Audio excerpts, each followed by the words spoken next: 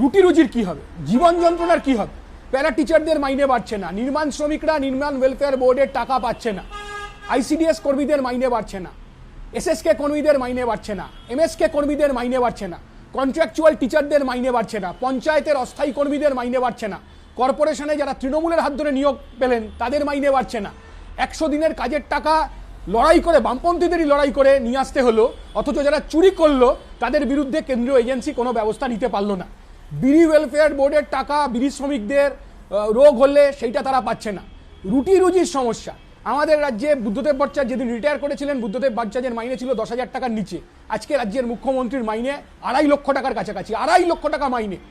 আর আমাদের রাজ্যে প্যারা টিচারদের মাইনে বাড়ে না, আমাদের রাজ্যে কন্ট্রাকচুয়াল টিচারদের মাইনে বাড়ে না, আমাদের রাজ্যে এমএসকে কর্মীদের মাইনে বাড়ে না, আমাদের রাজ্যে এসএসকে কর্মীদের মাইনে বাড়ে না, আমাদের রাজ্যে লঞ্চ শ্রমিক, লঞ্চে যারা কাজ করে কন্ট্রাকচুয়াল তাদের মাইনে বাড়ে না, আমাদের রাজ্যে পিএইচই শ্রমিক যারা পিএইচিতে কাজ করেন কন্ট্রাকচুয়াল তাদের মাইনে বাড়ে না, পঞ্চায়েত পৌরসভা তাদের মাইনে বাড়ে না, ব্যাংকিং রিক্রুটমেন্টগুলো বন্ধ। অনেকে মনে করছেন তৃণমূলকে টাইট দিয়ে বিজেপিকে নিয়ে আসব।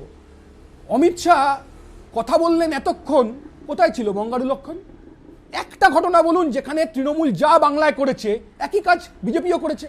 তেহেলকার সাথে নারদার কোনো পার্থক্য নেই, হাতরাসের সাথে হাঁসখালির কোনো পার্থক্য নেই, ব্যাপমের সাথে আমাদের রাজ্যের চাকরি কেলেঙ্কারি এসএসসি তার মধ্যে কোনো পার্থক্য নেই, কামদুনির সাথে উন্নাও তার কোনো পার্থক্য নেই।